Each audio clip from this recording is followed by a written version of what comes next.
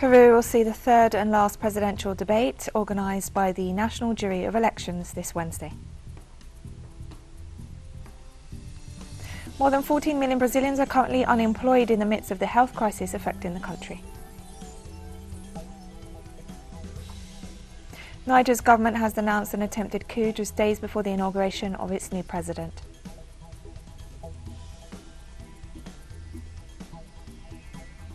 From the headquarters of teleSUR English in Havana, Cuba, this is From the South, I'm Katrina Goss. Peru will see the third and last presidential debate organised by the National Jury of Elections this Wednesday.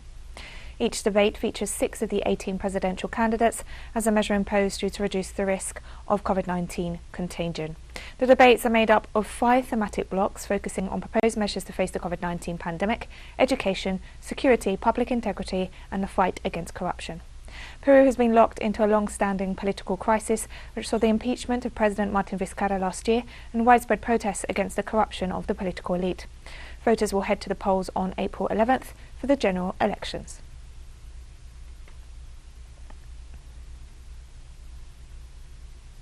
The caravan of asylum seekers that left the Honduran city of San Pedro Sula on Tuesday with the aim of reaching the United States was dispersed by police on the border with Guatemala. Very few of the almost 300 people attempting to enter Guatemala managed to cross the border by evading the barricades established by the security forces. The latest caravan was a small group compared to the massive mobilizations that usually leave Honduras for the United States. En route from San Pedro Sula to the border town of Corinto, the caravan was dispersed into smaller groups. Dozens of minors were also detained by the authorities for not having parental permission to travel.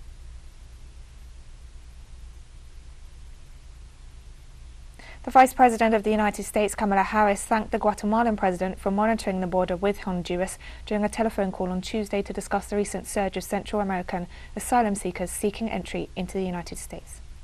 After being appointed last week by President Joe Biden to work with Mexico, Guatemala, El Salvador and Honduras to address the arrivals at the southern border of the US, Harris praised Guatemalan President Alejandro Giammatte's efforts to secure Guatemala's southern border. According to a White House statement, during the call, Harris and Giammatte discussed the risks of journeys to the United States during a global pandemic and agreed to work together to expand opportunity for people in their home countries.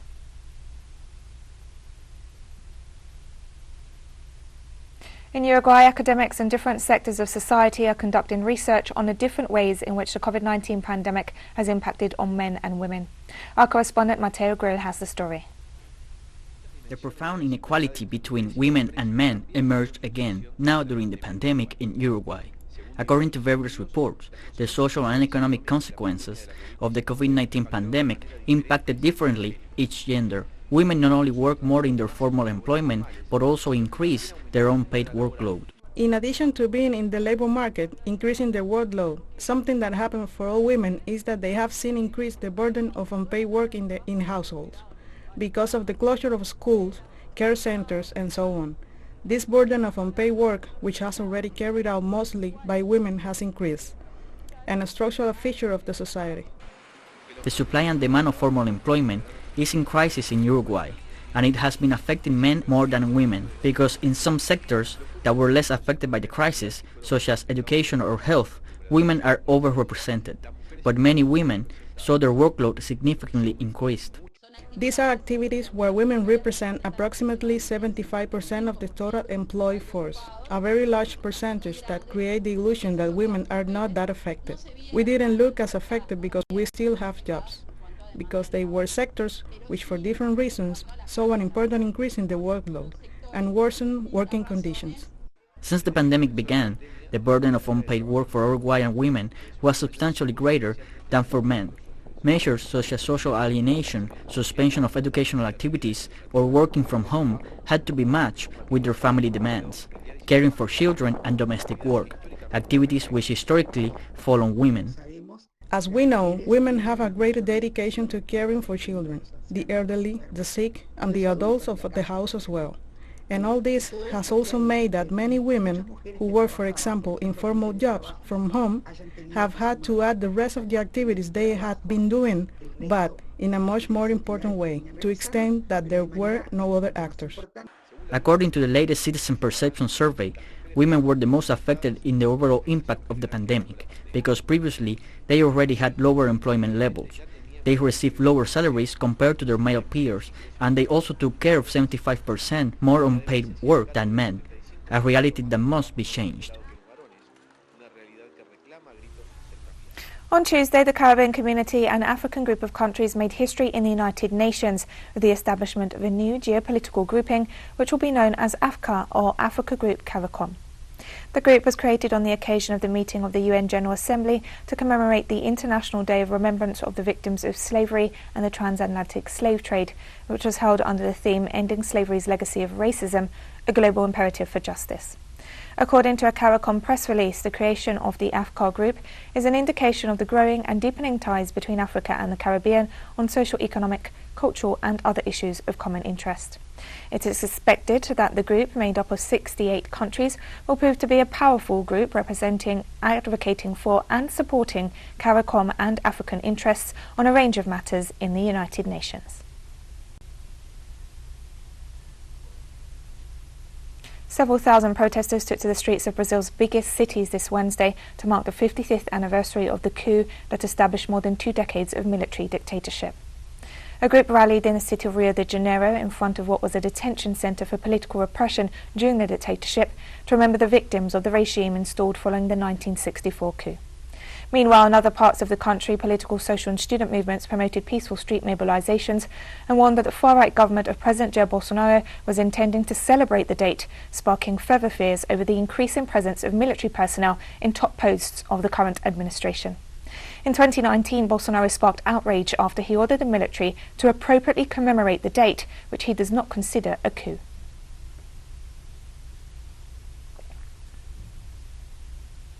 A group of lawmakers representing opposition parties in Brazil's Chamber of Deputies and Senate announced they will file a new impeachment request against President Jair Bolsonaro.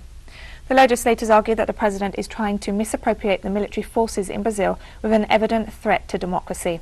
On Tuesday, Bolsonaro decided to make command changes in the Army, Air Force and Navy after the officers in charge of these bodies resigned, following the resignation of the Minister of Defense, Fernando Azevedo.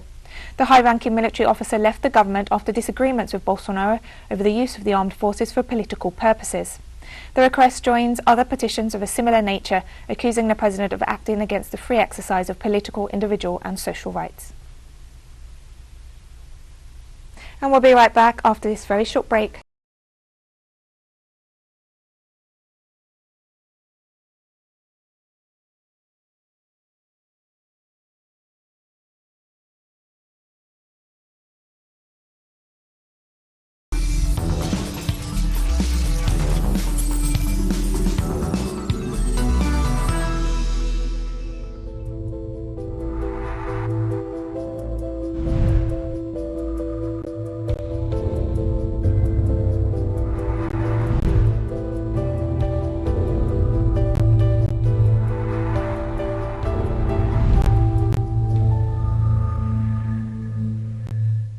Welcome back to From the South.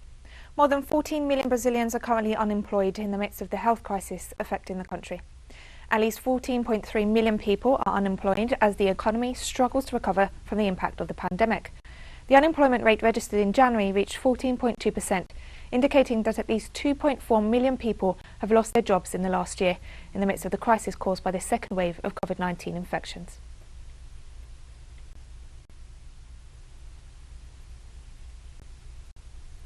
The government of Argentina has initiated negotiations with Cuba and India for the purchase of vaccines against the novel coronavirus. The negotiations are focused on the purchase of the Cuban vaccine named Soberana 02, which is in the advanced stage of phase 3 clinical trials and is expected to be authorized for general use by May, as well as the Indian vaccine, Covaxin, which was described as excellent by Argentine scientists. The government believes that with the purchase of these vaccines, it will be able to face the second wave of COVID-19 in the country.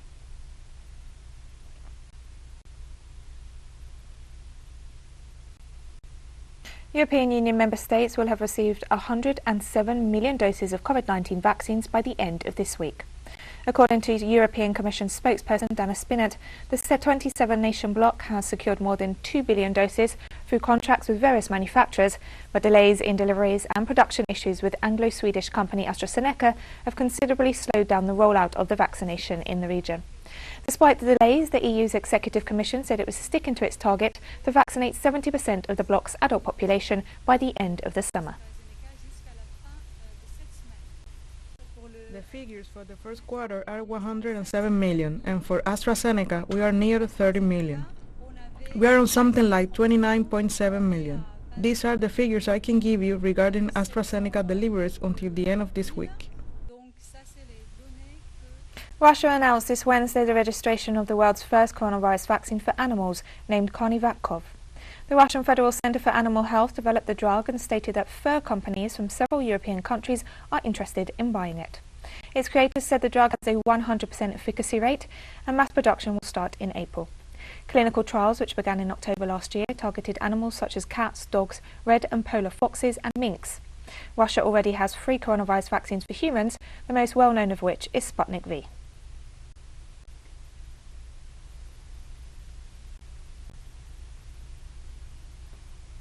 The Vatican began administering vaccines for homeless, vulnerable and marginalised people in Rome on Wednesday. The Vatican said it will provide vaccination for 1,200 people using some of the Pfizer shots that were bought for the Pope, Vatican employees and their families. In January, as the Vatican's vaccination campaign was taking off, Pope Francis included 25 of the poor and homeless who live around St. Peter's Square as part of the first round of vaccinations.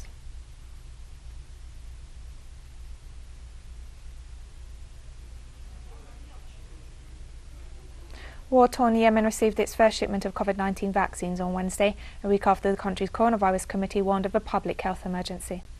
The AstraZeneca doses arrived in the southern port city of Aden. Last week, the coronavirus committee urged the Saudi-supported government to declare a public health state of emergency amid a surge in infections. It called for the implementation of a partial curfew and for the closure of wedding halls, shopping centres and mosques outside of prayer times. Yemen has officially recorded more than 4,000 virus cases among its 30 million people, including 863 deaths, but experts warn the real toll is likely much higher.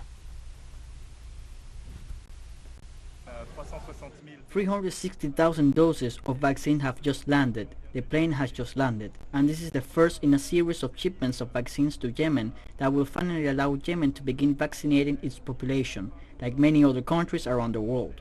Yemen is facing a new wave of COVID cases, and so these vaccines are really coming at a critical time. The vaccines will be given to medical staff, the elderly and those with chronic diseases across the provinces that are under government control. And we have more stories coming up after this final short break, so stay with us.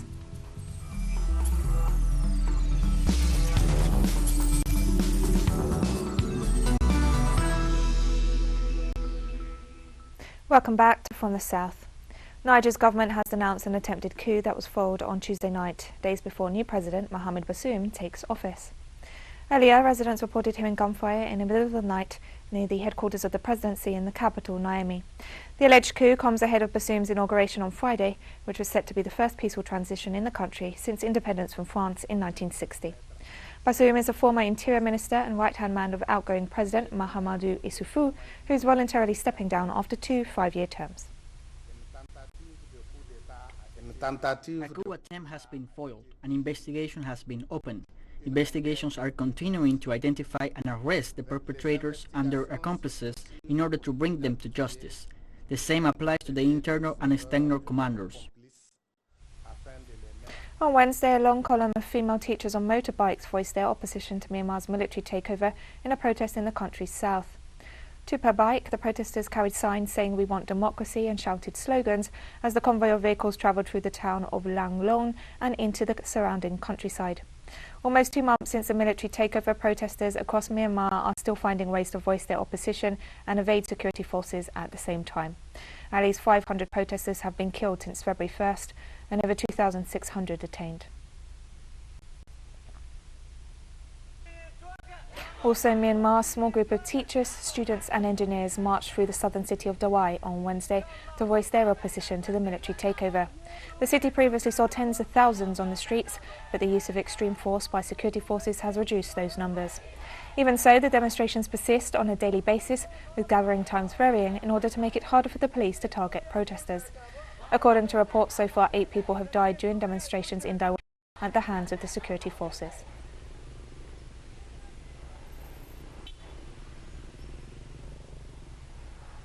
Libya's Coast Guard intercepted an inflatable boat carrying 138 Europe-bound asylum seekers off the country's western coast this Wednesday. More than half of those travelling on the boat were from Sudan, while the rest were from other African countries, according to the Libyan Navy. 9 women and 3 children were among the group, which was taken to a naval base in the capital, Tripoli. The North African country is a major route for asylum seekers trying to reach Europe via the Mediterranean. International agencies frequently denounce the return to Libya of people intercepted at sea due to the chaotic situation in the conflict-torn country and the poor conditions awaiting them in detention centres.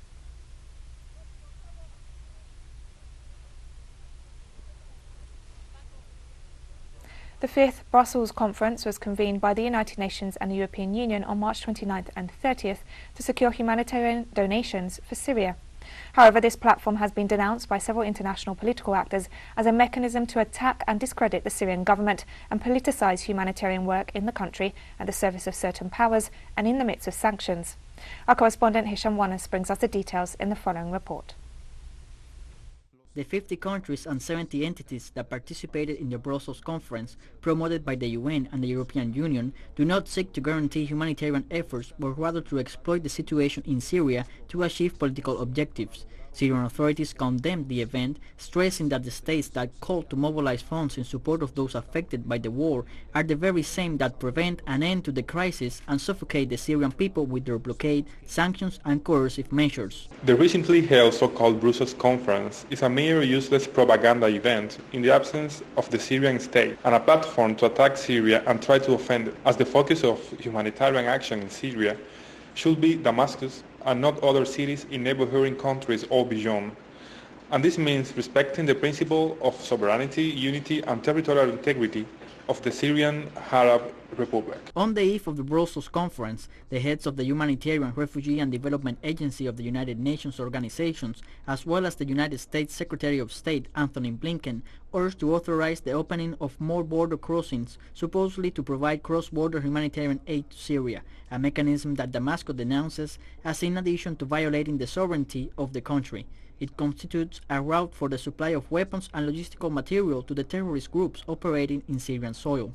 Any operation for the introduction of humanitarian aid in Syria must be conducted in coordination with the Syrian government and under its supervision, since Syria has maritime ports in the Mediterranean that can be used to deliver the aid, while the Syrian state, together with the international organizations, take charge of distributing it to all areas. As such, doubts are raised by the call from the UN and the United States to open illegal borders crossing. Meanwhile, the humanitarian situation in Syria is getting worse. Instead of donor conferences and those calling to activate the cross-border aid mechanism, Syrians stress that in order to change this reality, the Western economic blockade must be lifted. The United States must stop its looting of the country's energy resources, and foreign support for terrorists must cease. Likewise, obstacles to the return of refugees must be lifted, and support is required for the reconstruction of the country and diplomatic dialogue aimed at reaching a sovereign solution to the conflict. Hisham Wanas, teleSUR, Damascus, Syria.